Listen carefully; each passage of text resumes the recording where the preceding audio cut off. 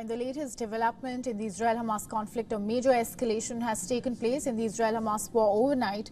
Israeli military says it's expanding its operations in Gaza, and ever since the area is witnessing heavy bombardment. Amidst all of this, the UN has adopted a resolution that calls for an immediate humanitarian truce.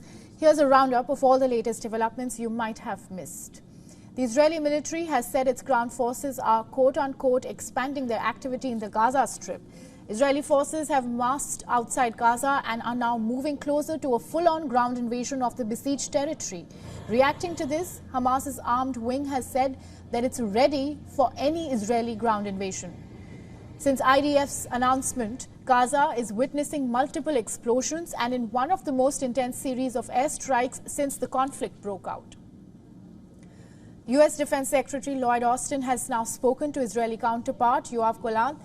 Austin underscored the importance of protecting civilians during the Israel Defense Forces operations. He also focused on the urgency of humanitarian aid delivery for civilians in Gaza.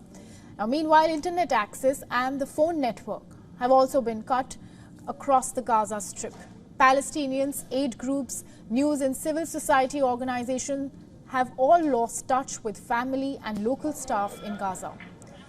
The Palestinian Red Crescent says disruption affects the central emergency number and hinders the arrival of ambulance vehicles to the wounded in the ongoing strikes.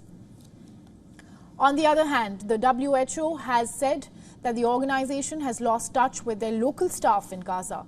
Several United Nations agencies also report that they have lost contact with their local staff as most of the communication capabilities of the enclave appear to have been interrupted. And while all of this is happening, the United Nations has adopted a resolution by a large majority. It calls for an immediate humanitarian truce. It is, however, a non-binding resolution and has been criticized by Israel and the United States for failing to mention Hamas. The resolution garnered 120 votes in favor and 14 members voted against it, also witnessed 45 abstentions.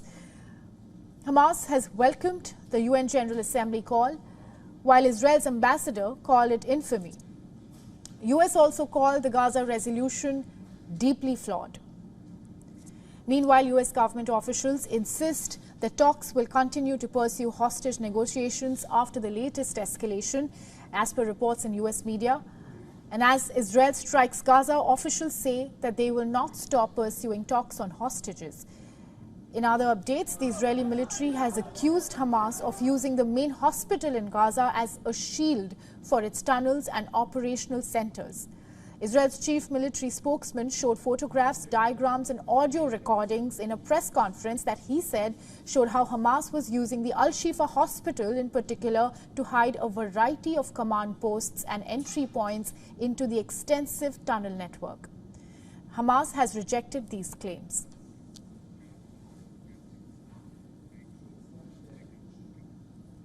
For more on this, we spoke to Professor James A. Russell, who is an associate professor in the Department of National Security at the Naval Postgraduate School. Listen in. I think it illustrates very clearly that the conflict has gone global, which is to say that it is drawing global reactions from around the world. Those global reactions are creating pressures in and of themselves that are, I think, intended to shape decision-making on the ground, most particularly by the Israelis, but also by the United States. The Washington Post, for example, recently reported that the United States, while voting against the resolution, is now in favor of a humanitarian pause. In other words, the overwhelming expressions of sentiment for some kind of humanitarian-based ceasefire is globally based. And it seems to me this is founded on with the justified concern over the horrific deaths of innocent civilians that are piling up on the Palestinian side. The Palestinians now estimate there are over 7,000. And President Biden questioned these numbers the other day, and the Palestinians promptly produced the names of the people that are dead. I mean, this is a horrible, horrific kind of a situation, and I think it clearly demonstrates the need for some kind of pause. And I also might add, that it also